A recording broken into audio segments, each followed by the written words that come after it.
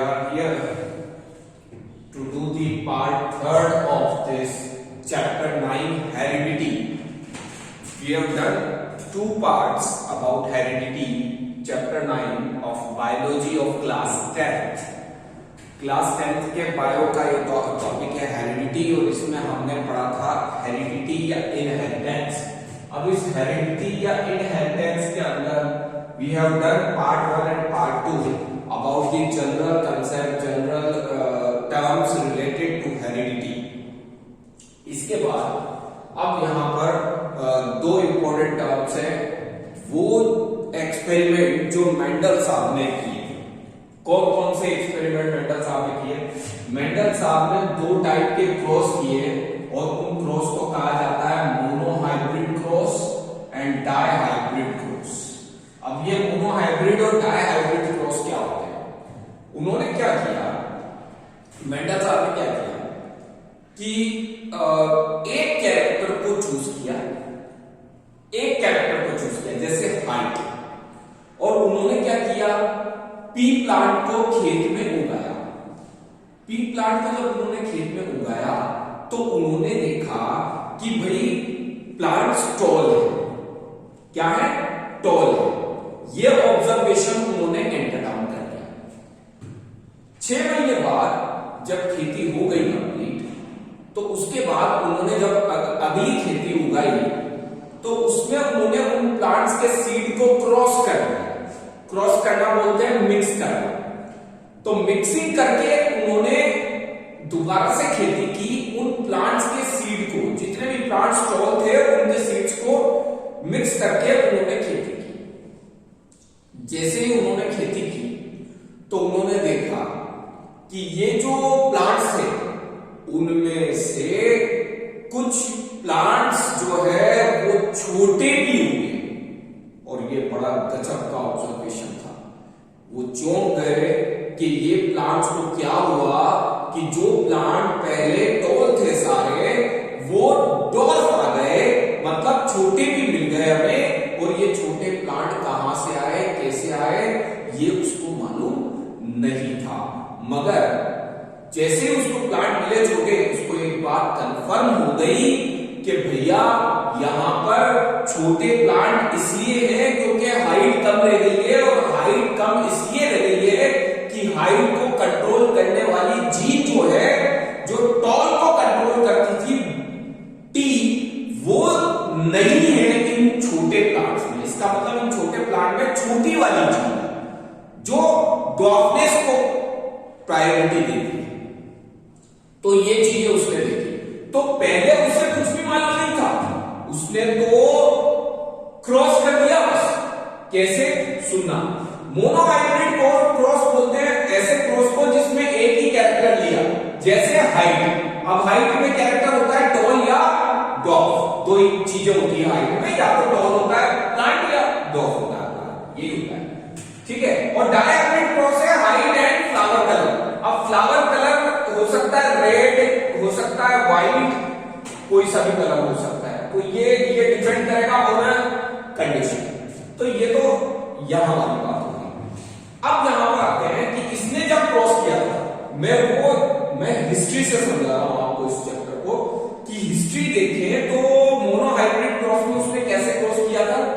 उसने क्रॉस किया, उसने लिए टॉल प्लांट, ठीक है, और उसने टॉल प्लांट को डॉर्फ प्लांट से क्रॉस किया, और उसने देखा कि जो नेक्स्ट जनरेशन आई वो भी टॉल आई। मगर जब इस टॉल को उसने क्रॉस किया, इस टॉल को टॉल से क्रॉस किया उसने, तो उसने देखा कि यहां पर जो प्लांट है वो 75% तो टॉल है और 25% जो प्लांट है वो डॉर्फ है।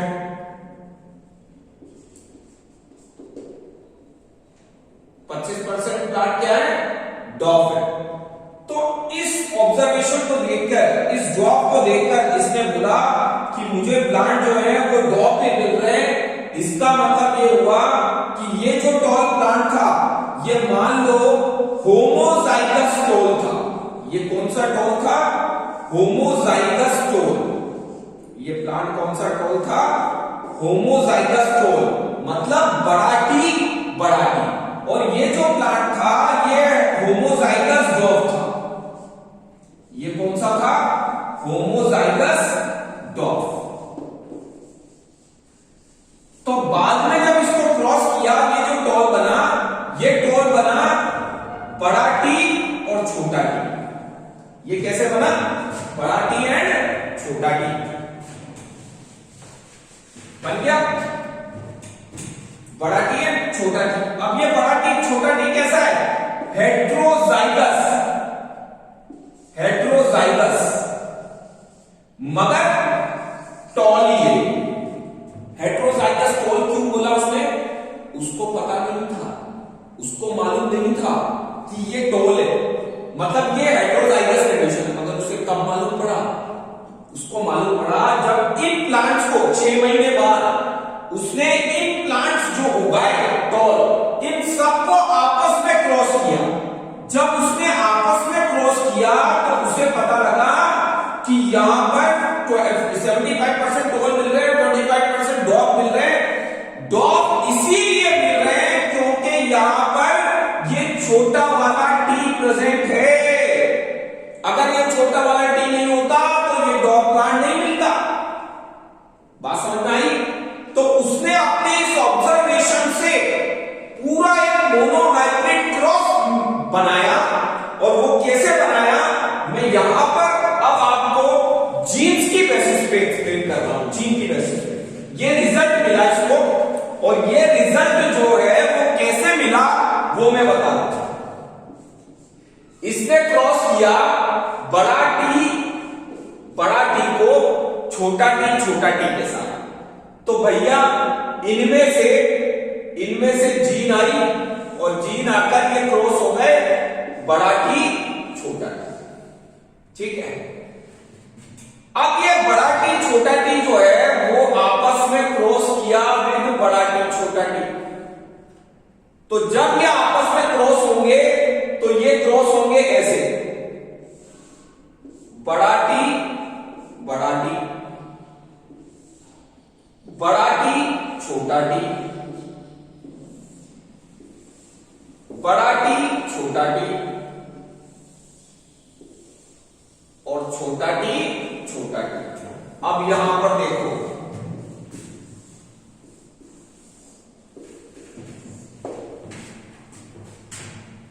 ये वजह थी कि 75% प्लांट्स के अंदर कैसे प्लांट आए? This is called as tall. 75% tall and 25% dwarf. अच्छा, यहां से इंफॉर्मेशन सिर्फ इतनी नहीं मिली, इस क्रॉस से देखो कितनी सारी बातें पता लगी। अब मैं वो बताने जा रहा हूं। देखो, पहली बात तो उसने इस क्रॉस से ये बताई, मेंडल साहब को बहुत सारी इंफॉर्मेशन मिली इस क्रॉस से। इससे पहले उनको पता नहीं था कुछ भी। मैं आपको एक बात बता दूं, इस क्रॉस के पहले उसको मालूम नहीं था कि ऐसा भी होता है कि होमोजाइगस भी होता है, हेटेरोजाइगस भी होता है, जीन्स आपस में क्रॉस भी होती है, जीन्स आपस को छोड़ भी देती है। ये कुछ भी मालूम नहीं था उसको। पहली बार उसको मालूम पड़ा। और क्या मालूम पड़ा कि भैया ये तो जीन्स होती हैं, ये एलीन्स होती हैं, ये दोनों एलीन्स हैं। एलीन्स, ये भी एलीन और ये भी एलीन। ठीक है। तो उसको पहली बार मालूम पड़ा कि एलीन एक दूसरे को छोड़कर दूसरे के साथ भी जुड़ सकती है। पहली बार।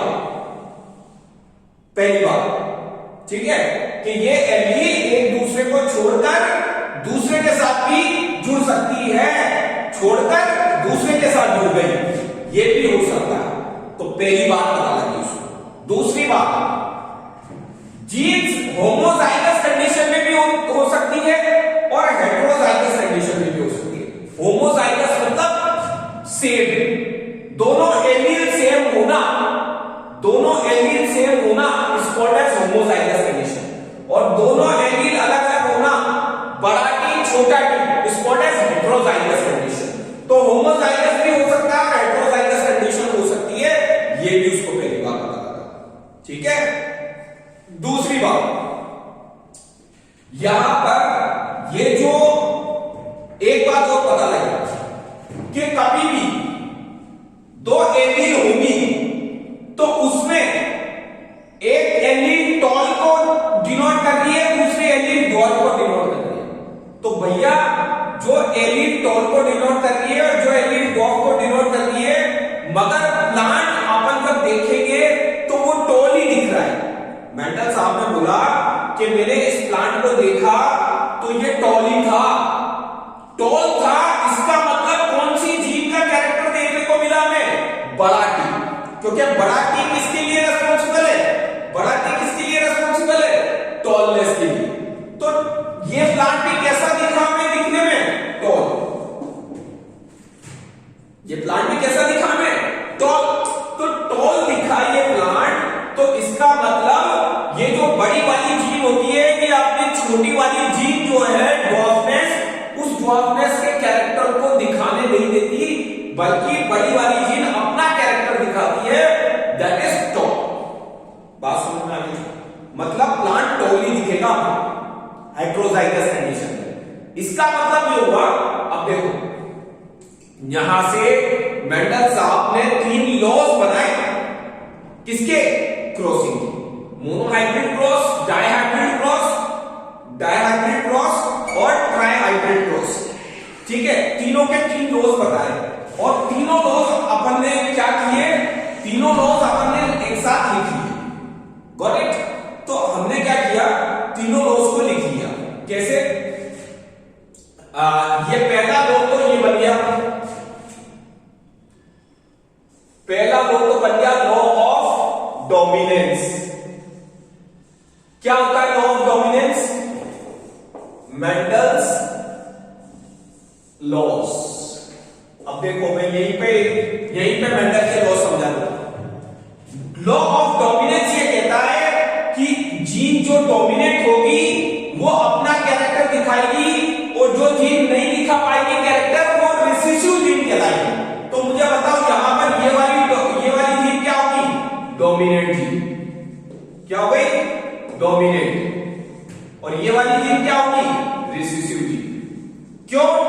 क्योंकि डोमिनेंट जीन अपना कैरेक्टर दिखा रही है और रिसेसिव जीन अपना कैरेक्टर नहीं दिखा रही है। बात समझ में आ गई?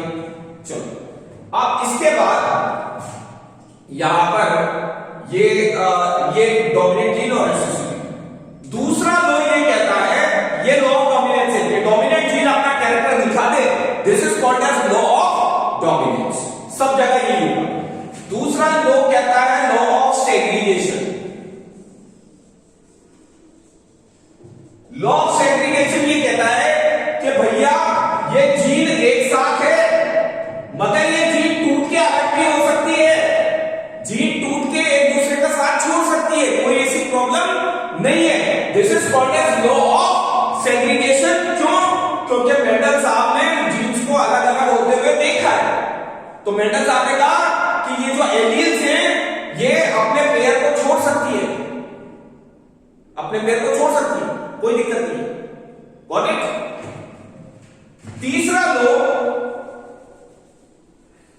तीसरा law of independent assortment. Law of independent assortment, और ये क्या कहता है कि भैया जीन जब साथ थी और जीन जब अकेली थी, यहां पर भी जीन अपना कैरेक्टर टॉली दिखा रही थी, ये अलग हो गई, तब भी यहां पर भी जीन क्या है? बड़ा टी फॉर टॉली है, वो अपना कैरेक्टर लूज नहीं कर रहा है। बड़ा टी टॉलनेस को शो कर रहा है और छोटा टी डॉर्फनेस को शो कर रहा है। जब ये अलग हो गए तब भी इन्होंने अपना कैरेक्टर छोड़ा नहीं। इनका कैरेक्टर किसी दूसरे के साथ रहने के बाद अलग होने पर ये अपना कैरेक्टर छोड़ते नहीं है, बल्कि इनका कैरेक्टर एज इट इज रहता है। डॉफ है, जीन डॉफ है तो डॉफनेस दिखाएगी, और टॉल जीन है तो टॉलनेस दिखाएगी, उसमें कोई प्रॉब्लम नहीं है। ये कहलाता है लॉ ऑफ इंडिपेंडेंट असॉर्टमेंट। बात समझ में आ गई? वीडियो में तो मैं आपको एक्सप्लेन कर रहा हूं, इसका पूरा का पूरा थ्योरी मैटर मैं आपको पीडीएफ फाइल में व्हाट्सएप में दे दूंगा, मटेरियल आपको मिल जाएगा, आप इसको समझ लो सिर्फ, ठीक है। ये कहलाती है F1 जनरेशन। क्या कहलाती है? F1 generation. अब F1 जनरेशन क्या होती है? F1 जनरेशन बोलते हैं first filial generation. First filial generation को, जैसे आपसे आपके पेरेंट्स से आप, तो आप कौन सी जनरेशन हो गई? Filial, first filial generation. और आपके बच्चे सेकंड फीलियर जनरेशन, F2, उसको बोलेंगे F2 जनरेशन। क्या बोलेंगे? F2 generation. तो ये जनरेशन से एक जनरेशन से दूसरी जनरेशन, दूसरी जनरेशन से तीसरी जनरेशन। तो ये है मोनो हाइब्रिड क्रॉस, और इस मोनो हाइब्रिड क्रॉस में आपने सारे टर्म्स इससे रिलेटेड कर लिए, ठीक है। अब ये जो मिक्सिंग है ना जीन्स की, ये मिक्सिंग का ये तरीका भी होता है, और एक साइंटिस्ट और है पुनेट स्क्वायर मेथड, वो भी एक तरीका है, और वो देखते हैं अपन डाई हाइब्रिड क्रॉस। देखो इन डाई हाइब्रिड क्रॉस,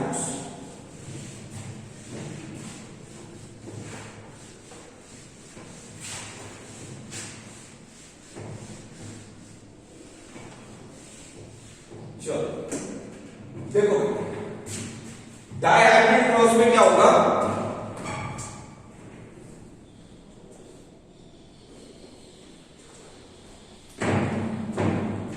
तो डाई हाइब्रिड क्रॉस करने से पहले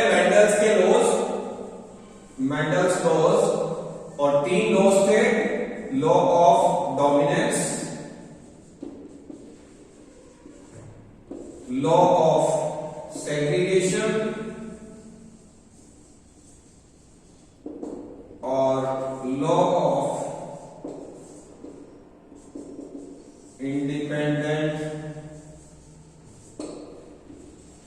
असॉर्टमेंट, ठीक है।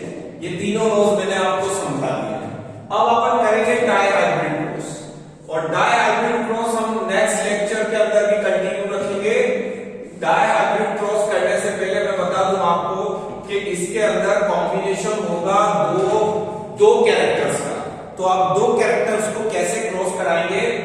तो देखो यहां पर 2 कैरेक्टर्स होगा, जैसे टॉल और डॉफ, मगर फ्लावर कलर भी लेंगे इसमें, तो हम क्या करेंगे? Red and white. यहां R फॉर रेड है और स्मॉल r फॉर व्हाइट, ठीक है। और इसकी क्रॉसिंग हम कंटिन्यू रखेंगे नेक्स्ट लेक्चर में। यहां पर जो भी टर्म्स नई आई वो सारी एक्सप्लेन कर दी है मैंने, और फिर भी अगर कोई दिक्कत आती है तो आप मुझसे व्हाट्सएप के जरिए, हमारे कनेक्शन के जरिए पूछ सकते हैं, और हम नेक्स्ट लेक्चर में डाई हाइब्रिड क्रॉस करेंगे और सेक्स डिटर्मिनेशन, जो हमारा लास्ट चैप्टर है वो करेंगे, लास्ट टॉपिक है इस चैप्टर का, वो करेंगे। This is all for today.